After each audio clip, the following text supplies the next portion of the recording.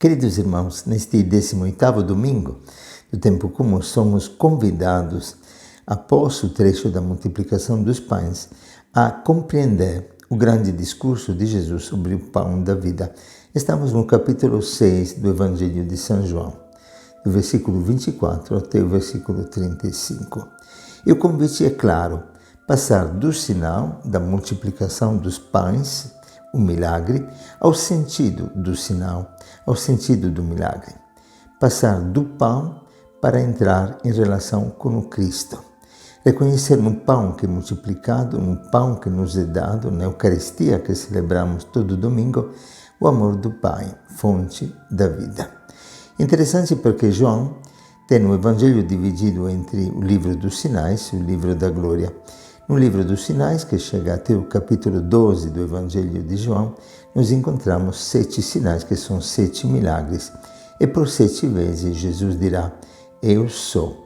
Sabemos que o nome Yahvé significa Eu sou. Jesus expressa a sua divindade, revela a sua divindade atrás dos sinais. E por 7 vezes ele dirá: Eu sou. Eu sou o pão da vida, eu sou a luz do mundo, eu sou a ressurreição e a vida, eu sou a porta, eu sou o bom pastor, eu sou o caminho, a verdade e a vida, eu sou a videira. Neste trecho belíssimo, Jesus nos ajuda a entender o que significa eu sou o pão da vida. Mas vamos por parte. Primeiramente, nós encontramos um povo que busca o Senhor. E todo o começo deste trecho fala de uma multidão que viu que Jesus não estava ali, nem os discípulos subiram nas barcas, foram à procura de Jesus em Cafarnaum e quando o encontraram, perguntaram: quando chegaste aqui? E Jesus novamente entra no tema da procura, dizendo: em verdade, eu vos digo, estáis me procurando não porque viste sinais, mas porque comestes o pão e ficastes satisfeitos. Interessante porque Marcos nos relata no capítulo 13 que todos buscam o Senhor. E João começa o seu evangelho, mesmo no primeiro capítulo, no versículo 38, com a pergunta dos primeiros 2 discípulos, que são exatamente o próprio João e André, dizendo: Mestre, onde moras?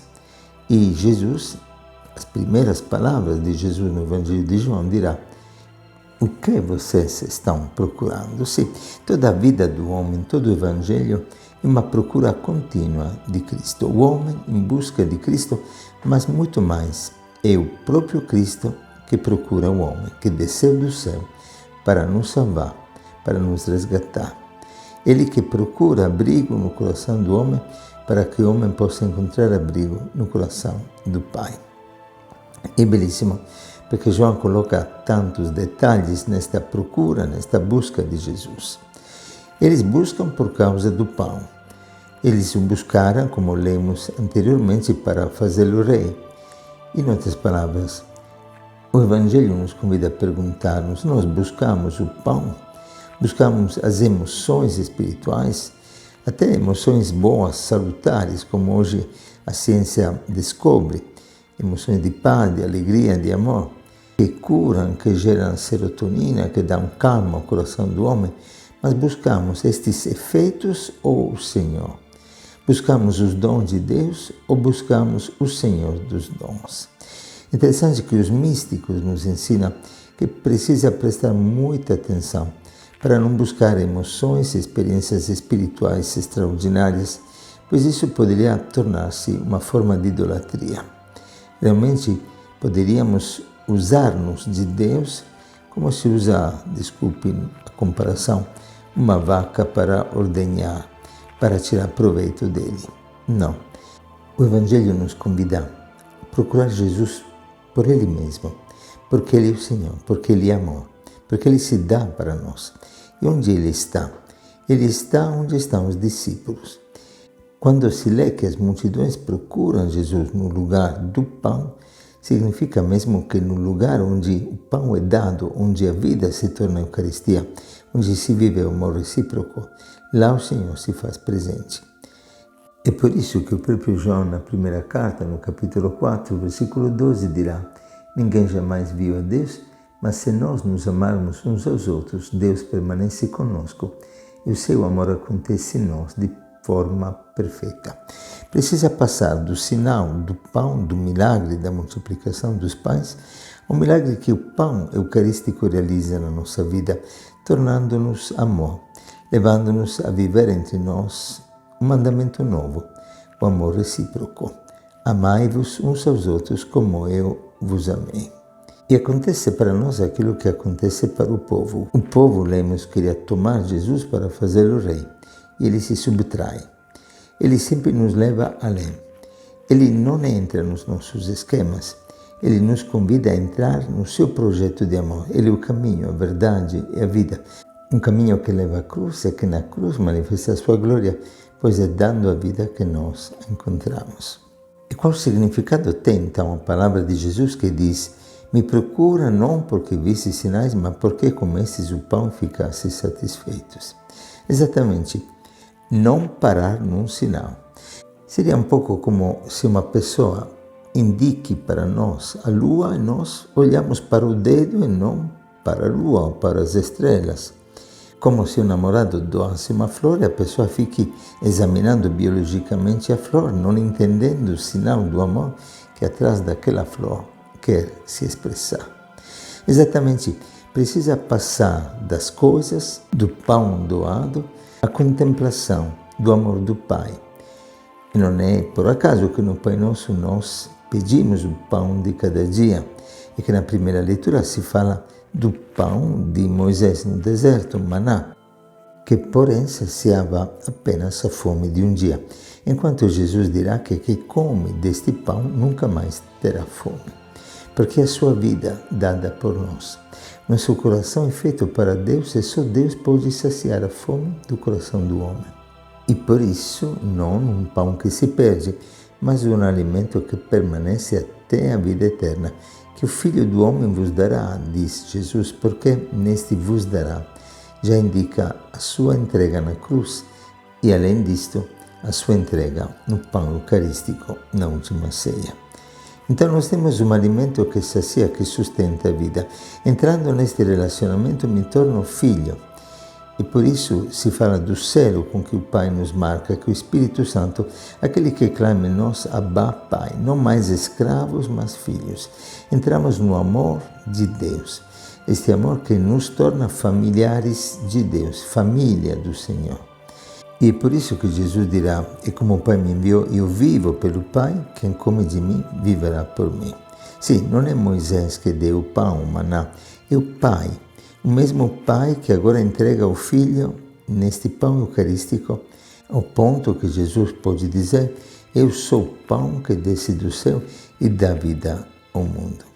Ir sempre além.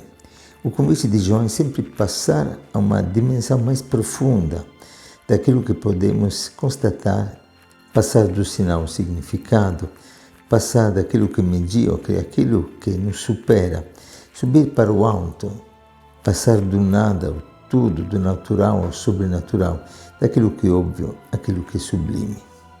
E aqui entendemos porque Jesus dirá: esforçai-vos não pelo alimento que perece, mas pelo alimento que permanece pela vida eterna e que o Filho do Homem vos dará. E aqui entendemos porque tantos cristãos no primeiro tempo da igreja e até os nossos tempos preferem perecer e morrer para não perder a Eucaristia. Perseguidos e ameaçados de morte, preferem perder a vida, mas não perder o pão eucarístico. Nós que estamos mergulhados numa sociedade materialista, como dizia o meu amigo padre, a sociedade do cocô, do consumismo e do comunismo, não entendemos às vezes porque estamos tão apegados às coisas materiais, aquilo que passa, que perdemos aquilo que não passa, correndo o perigo de perder a nossa herança eterna, primogenitura, como Esaú perdeu por um prato de lentilhas e trocou a promessa de Deus e vendeu para Jacó a promessa de Deus por aquilo que perece, por um prato de comida. Sim, não somos apenas um tubo digerente, como se diz na Itália, um trato digestivo, como dizia Nietzsche, este filósofo materialista ateu que no final tirou sua própria vida Pois no homem, como dizia Dostoiévski, tem um buraco imenso do tamanho de Deus, que nada pode saciar. A própria droga se torna uma necessidade para aqueles que não encontraram, que não experimentaram o amor do Pai.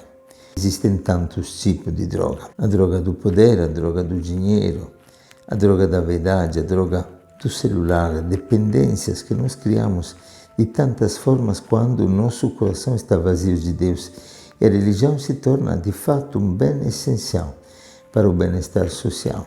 Interessante a expressão que usava Napoleão, que antes da sua conversão dizia: eu posso governar sem Deus, mas não posso governar sem religião. E, de fato, a religião cria este equilíbrio social, porque permite de alicerçar a sociedade em valores eternos. É daqui também a nossa responsabilidade como cristãos, no momento, por exemplo, das eleições. Não podemos escolher candidatos que promovem posições anti-evangélicas e anticristãs, contra a vida, contra a família, contra a justiça. Nunca esqueçamos que tudo que é verdadeiramente humano é divino e que tudo que é divino promove o homem integralmente. E aqui o Evangelho continua com uma pergunta: o que fazer? Perguntam as multidões que encontraram Jesus. E Jesus dirá: acreditar. Quer dizer, não é tanto o que nós fazemos, mas acreditar no amor de Deus. Acreditar neste amor de Deus que opera em nós, antes daquilo que nós podemos fazer. É fundamental aquilo que nós nos deixamos fazer, nos tornarmos filhos, nos tornarmos Eucaristia. A nossa salvação pessoal, a salvação do mundo inteiro, consiste nisto: acreditar e conhecer o amor de Deus por nós, como dirá ainda São João na primeira carta, no capítulo 4. Uma humanidade que vive distintos e distantes, que passa, é uma humanidade que se autodestrói. Enquanto o desejo do céu nos leva a fixar cada instante na eternidade e experimentar o paraíso já na terra. Desta forma, nós não usaremos mais de Deus para saciar a nossa fome material de um alimento que passa, mas deixaremos nos formar por Deus para saciar nossa fome dos corações dos nossos irmãos, tornando-nos Eucaristia. O famoso ditado rabínico diz: eu reconheço o meu mestre da forma em que coloca os sapatos. Toda a nossa vida pode tornar-se uma grande, bela celebração eucarística. No modo de fechar a porta, de cozinhar, de manter a casa ordenada, na forma de acolher as pessoas com uma flor na mesa, com um sorriso que reflete o paraíso. Poder consumir a nossa vida não por um alimento que perece, mas por um alimento que permanece para a vida eterna, pelo amor. Este amor que se fixa na eternidade e fixa a nossa vida passageira numa vida que não passa. Uma vida que transfigura, que irradia o perfume de Cristo ao nosso redor, o perfume do pão eucarístico. Como aconteceu com o nosso amigo evangélico, dono de um supermercado, nos perguntou se podíamos acolher na nossa casa um homem que vivia em cima do lixo do supermercado destruído, mudo, paralítico, coberto de chagas. Depois de alguns meses, vendo a transformação deste irmão, que voltou a andar e voltou a falar, ele disse: agora sei que Jesus está presente na Igreja Católica, porque só Deus, o Cristo, Filho de Deus, pode transformar deste modo a vida deste irmão. Sim, contemplar um Deus que se faz carne significa tornar visível, encarnado, o amor de Deus que na sua palavra se doa e na sua Eucaristia transforma a nossa vida. Quem come deste pão viverá por mim, diz Jesus. Que o Senhor te abençoe e te guarde, e inflame o teu coração no desejo de fazer da tua vida uma Eucaristia concreta que todos possam receber e conhecer. Um bom domingo para todos.